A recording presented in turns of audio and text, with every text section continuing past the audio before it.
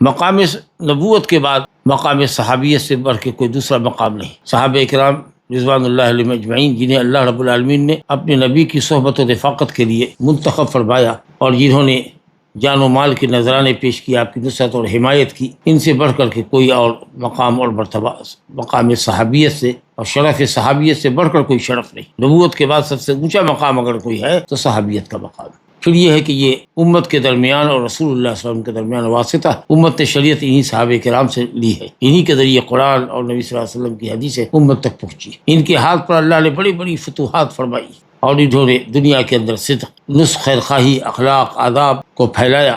لہذا ہمارا ایمان ہے اور ہم اس بات کی گواہی دیتے ہیں کہ تمام صحابہ کرام رضوان اللہ علیہم اجمعین سے محبت کرنا ہمارا دین و ایمان ہے، اور ان سے بغض رکھنا نفاق ہے، کفر ہے۔ ہم ان کی تعریف زبان سے کرتے ہیں، یہ تعریف کے وہ مستحق ہیں۔ ہم ان کو تمام کے تمام کو عدول سمجھتے ہیں، ثقات سمجھتے ہیں، لیکن ان کو معصوم عن الخطا نہیں سمجھتے۔